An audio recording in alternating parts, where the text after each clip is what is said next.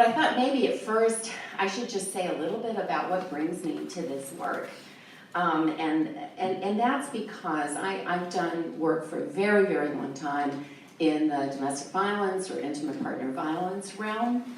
And I have become concerned, I have been concerned for a long time, about the carceral turn that the feminist work in that realm has taken, about the crime-centered focus of so much of that work, and about the negative impacts that that crime-centered approach has had, both for individual women in terms of what's on offer, and in terms of the effects of what's missing. So that's sort of some of the restorative work I do, but also the effects that it's had on the movement, if I can call it a movement.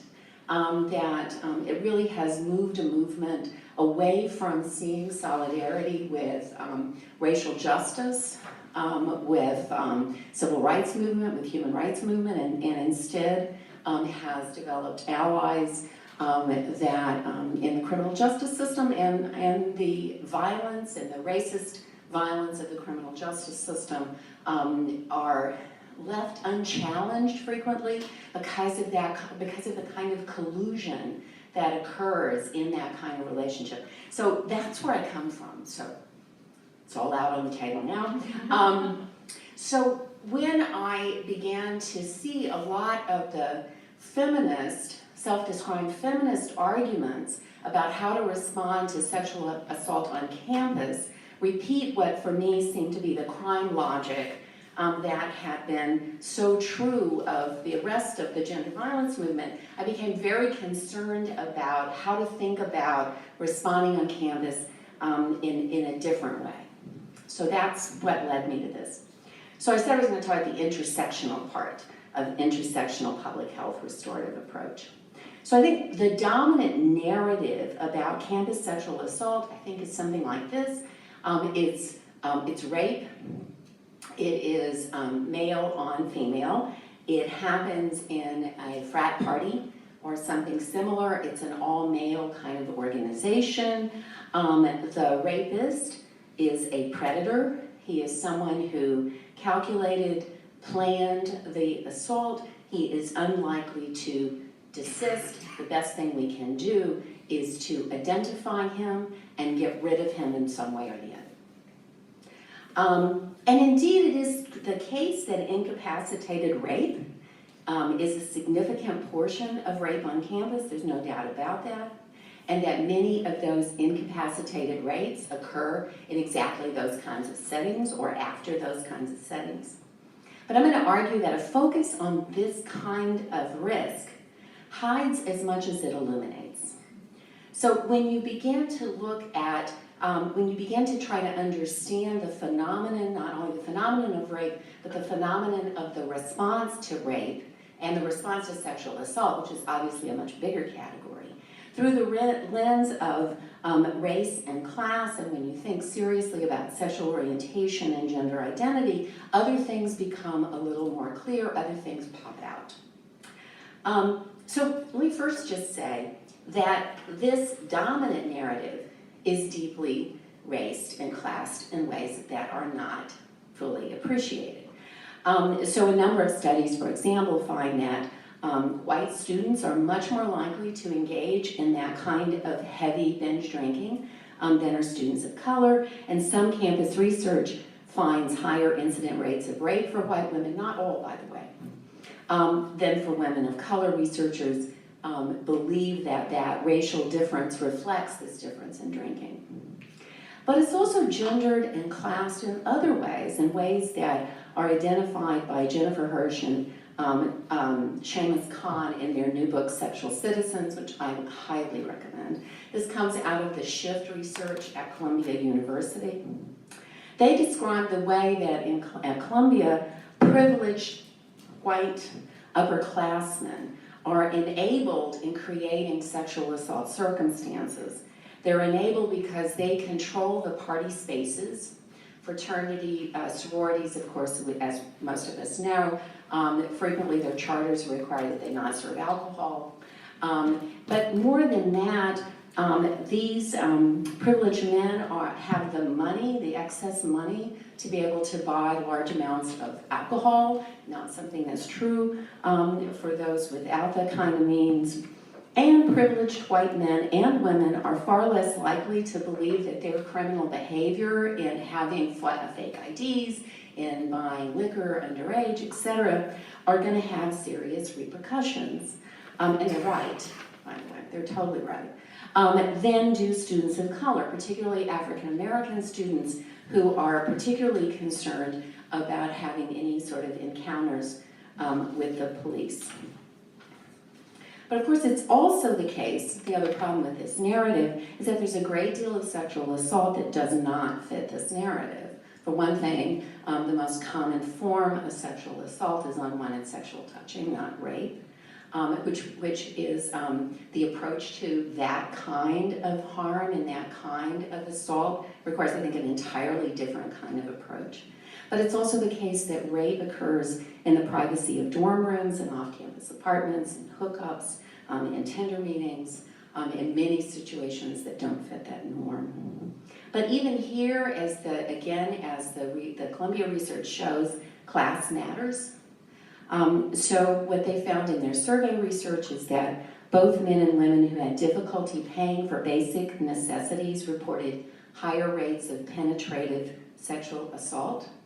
And women in this group had higher rates of experiencing any form of sexual harm.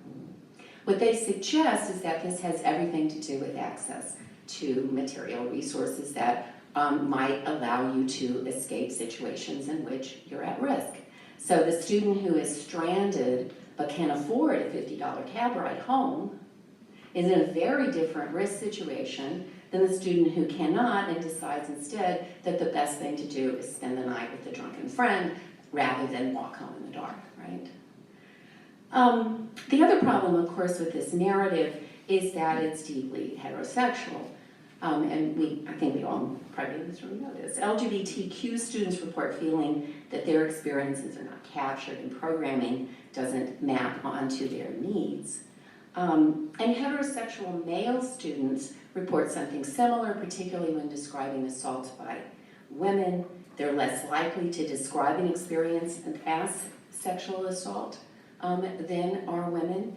And it creates this problem where, oh my goodness, I shouldn't have asked for that. 2 minutes remaining. It creates this problem where men who've experienced sexual assault in the context of heavy drinking, one of the reasons they would not report it is that they fear that they will then be accused, right? Because that's so deep is the narrative. It's also problematic in the predator part of this narrative, in a deep way that Kevin Swarthout and Mary Coss's research shows. Contrary to a predator, longitudinal research that follows college men through their college career finds that for those men who commit sexual assault while in college, 73% of them only do so in one academic year, not that kind of following. But the predator narrative is problematic for another reason, and that is that sexual assault often occurs in embedded kinds of relationships.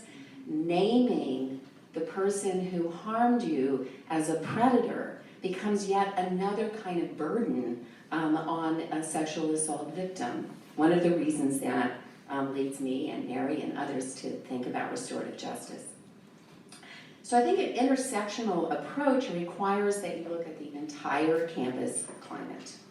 So the first lesson to be gained is that the general campus climate for students of color, for LGBTQ students, for foreign nationals, for immigrants, for low-income students, all has a relationship not only to differential risk, but also differential risk for bias, and a different relationship to administration and resources.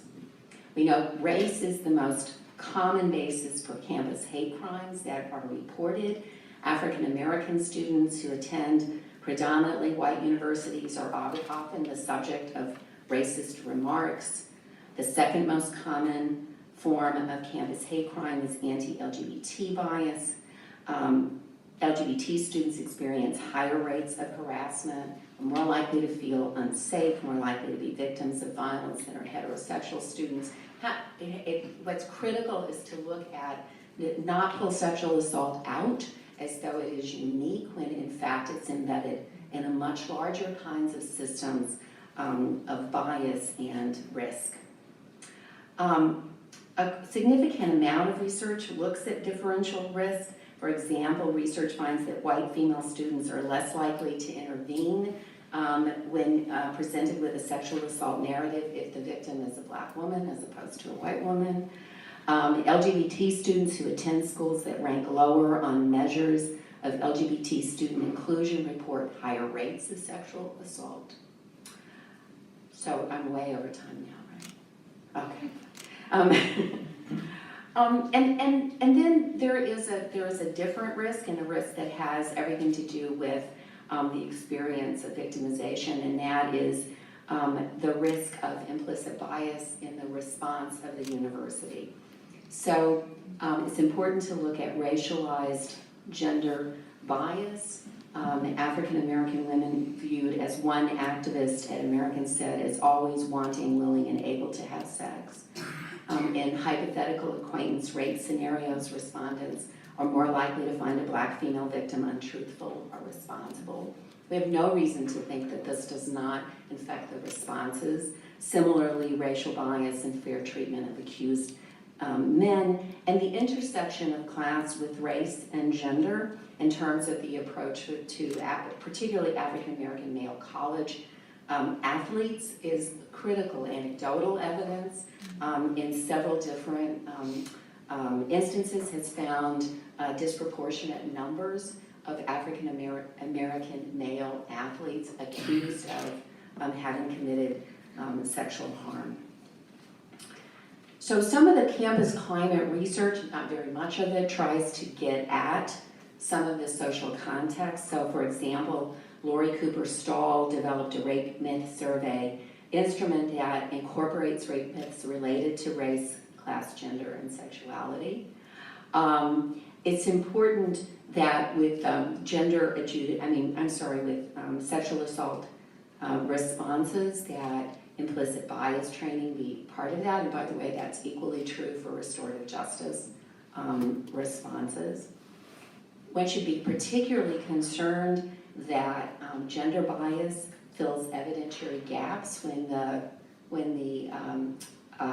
it's an ambiguous situation, right? That this narrative, this deeply gendered narrative, fills the gaps just as race can fill the gaps.